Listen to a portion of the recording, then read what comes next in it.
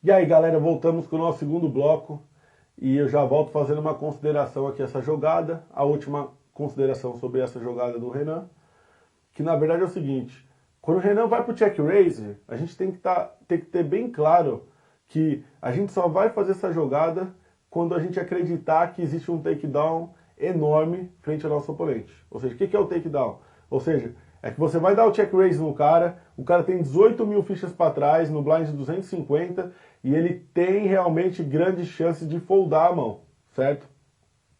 Se você acreditar que o cara acertou esse bordo, ou que está no range do cara, alguma coisa assim do gênero, realmente não é a jogada mais indicada. Porque sempre quando a gente tomar call, né, a gente nunca vai ser favorito para ganhar a mão, certo? Então, é com essa base, tá, que eu queria que vocês trabalhassem, tá bom? Então, ficar esse recadinho para que quando vocês forem jogar uma mão dentro dessas condições, que realmente tenha takedown, senão a jogada não vai valer a pena, beleza? Vamos seguir. Bom, aqui são as mãos que eu costumo dizer, pelo fato de ser PLO, pelo fato de ser pot limit, que a gente pode defender o blind. Por exemplo, o oponente abriu mini raise e você tem no big blind 5, 7, 8 e dama, single suited na dama, né? Você tem um wrap gapped ali, ou seja, que é cartas em sequências com buraco. Você tem a sua carta mais alta, que é a dama, ela tá naipada. Então eu não vejo problema nenhum em defender o big blind. Agora está gigante, você tem 46 mil fichas, por que não? Então eu acredito ser um grande erro foldar esse big blind e não ver esse flop, tá?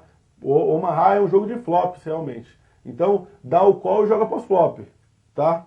Eu acho que a gente acaba perdendo uma oportunidade aqui em dando esse fold do big blind.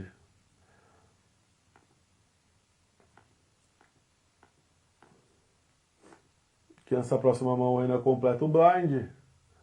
As, rei 3 e 6, rei 6 de ouros.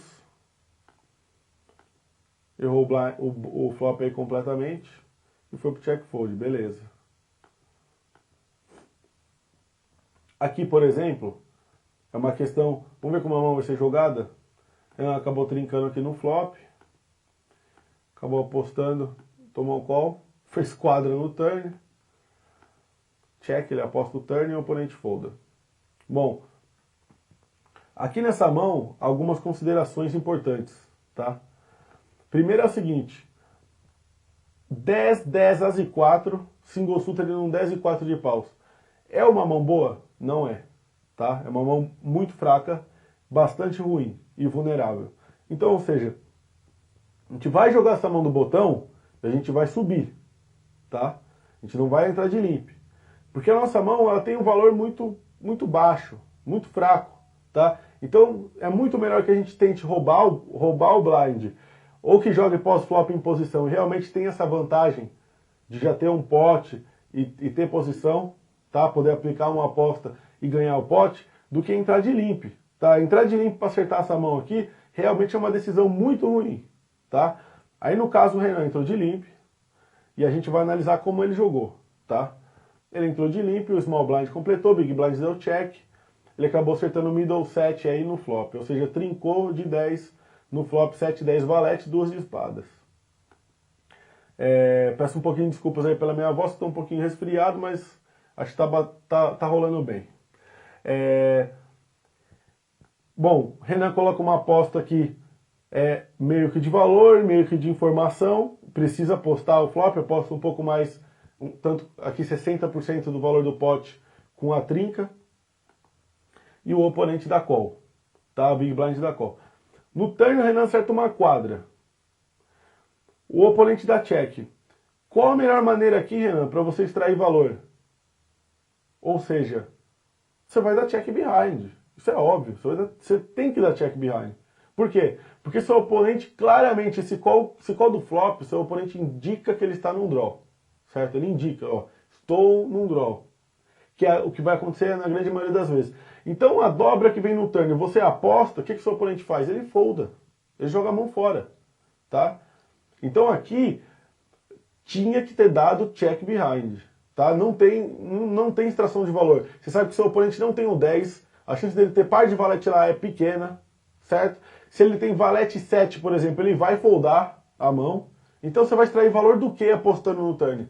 De nada. Dá check, reza para bater uma sequência maior, para ele acertar a sequência, ou para bater um flush, ou para, quem sabe, ele fazer um full house no river, e aí sim você vai extrair valor, tá? Fora que dando check no turn, você também descredencia o valor da sua mão muitas vezes, tá? Então, longe da jogada ideal é essa aposta aqui, tá? Essa aposta é uma jogada extremamente ruim.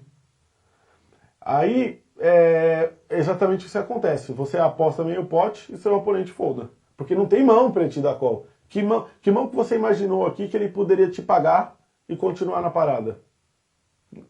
Praticamente nenhuma. Com a dobra no turn, é difícil. Até jogadores menos experientes vão dar fold em flush draw, straight draw, ou se ele já tem uma sequência sem redraw, alguma coisa assim, eles tendem a dar fold. Porque sabe que o jogo de Omaha é um jogo um tanto quanto perigoso, que o fato de você ter uma mão fechada no flop não quer dizer que vai te garantir o pote, né? Esse racional já está na cabeça dos jogadores. Então, sinceramente, faça essa autocrítica e você já sabe que dentro dessas circunstâncias você tem que dar check behind 100% das vezes, simplesmente pelo fato de não ter mão nenhuma que o seu oponente vai dar call. Beleza? Seguimos aqui com a análise.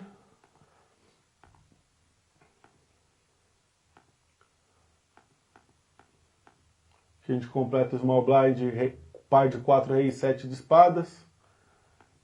Erra o board completamente. 4 cartas de espadas a gente sabe que a gente não vai jogar. Aqui um par de damas e 5 com dama e 5 de paus.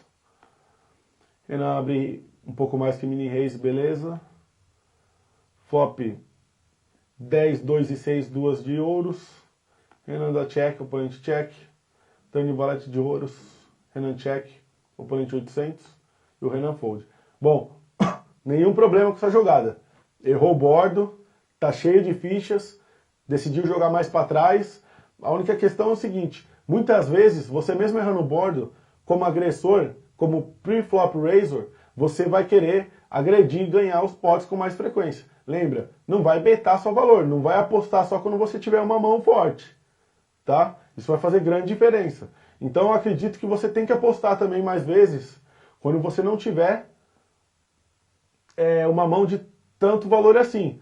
Apesar de que, eu lembro muito bem que nos programas anteriores, eu mesmo já estava fazendo uma crítica aqui para você, construtiva, para falar o seguinte, para de se betar todas as mãos. Então, se for dentro dessa linha, ótimo, tá? Segue o jogo. Aqui é o par de dama de novo, e agora o Renan opta por foldar. Bom, se você jogou aquele par de dama, faz parte do seu estilo de jogo, tá dentro do seu range, você tem que jogar esse. Até porque agora você tem um flush draw mais alto, que é no rei, e você ainda tem um par alto. Lembra, estamos jogando aqui Six Max, e a gente está five-handed nessa mesa. Então você tem que jogar o par de dama, tá? Tem que abrir o par de dama. Como eu já disse antes, o Omaha é um jogo que você pode entrar de limp, não tem problema nenhum. Porque pode entrar de limp de UTG, pode abrir raise de UTG, tá? Sem problema algum. O que não pode é foldar a par de dama com um naipe aqui no TG. Beleza?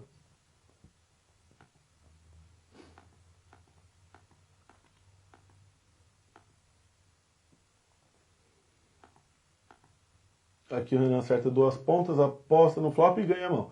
Beleza, é isso aí.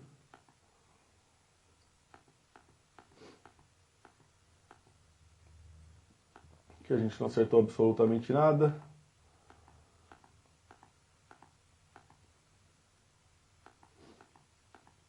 Bom, é o que eu venho até comentando. Essa mão no botão, apesar de ser uma mão ruim, tá? Normalmente quando a gente tem pares baixos, cartas baixas, são mãos muito vulneráveis, tá? Lembra, a gente está five-handed e do botão. Não tem problema nenhum você jogar essa mão e abrir reis do botão. E você tem bastante fichas, tá? Então a jogada mais indicada para esse estilo de jogo, five-handed, cheio de fichas, botão, é que você abra, tá? Que você aplique um raise aqui, mas também não tem problema nenhum em que você folde essa mão. É mais uma questão de estilo de jogo, tá? Alguns jogadores jogam, outros jogadores não jogam. Não tem problema nenhum para quem joga ou para quem não joga. Eu só acredito que as circunstâncias do jogo, elas estão te dando realmente essa opção para que você jogue essa mão no botão, tá?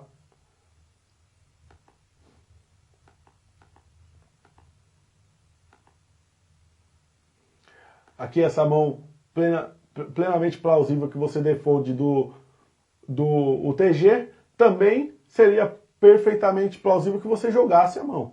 Por quê? Porque você tem as valete 10 e 3 single suited no as, e você atende alguns requisitos para o jogo short-handed. Que, ou seja, você tem o as naipado, você tem cartas para sequência, tá? Você tem tanto a sequência aqui do as valete 10, o as e 3 também te ajuda uma sequência lá embaixo. Então a sua mão está conectada, certo? Então você tem que jogar essa mão, tá? Ainda mais no jogo 5 Max aqui que a gente está jogando, tá? Se a gente estiver jogando um jogo full ring, não vejo problema nenhum. Mas aquela mesma história, entra de limp ou abre raise, tá? A gente está perdendo valor aqui em mãos bem jogáveis, que a gente já foldou tanto no TG, algumas vezes, quanto no botão. Beleza? Então tem que jogar. Eu sei que você está cheio de fichas e você está esperando, dando uma sentada no jogo, tá certíssimo. Esse é o jogo que a gente tem que fazer no multitable. Porém, também não podemos deixar de perder oportunidades e acumular mais fichas, simplesmente pelo fato que a gente tem bastante, tá? Os blinds vão subir. Então, eu jogaria essa mão e aconselho a jogar também, porque eu acredito que é uma excelente mão dentro do contexto aqui, chip leader e 5 max, beleza?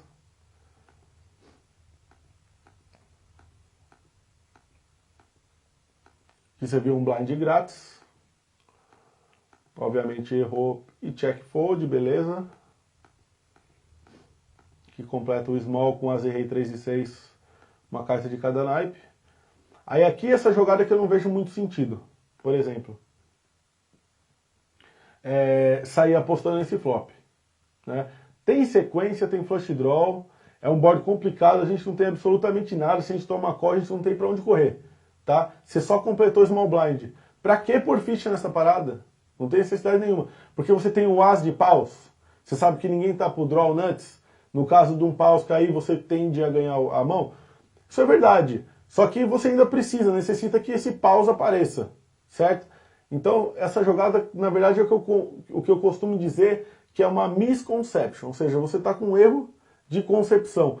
Na verdade, você está querendo usar o blocker aqui, que é o as de paus, numa situação em que o blocker não entra, tá? Uma situação que o blocker realmente ele não vai ter nenhuma relevância. Então, esse tipo de jogada não tem pé, nem cabeça, não faz sentido. Então, é muito melhor que você dê check, abandone a mão, do que você apostar essa mão aqui e sem nexo, sem nada, beleza? Voltamos aí no nosso próximo bloco terceiro.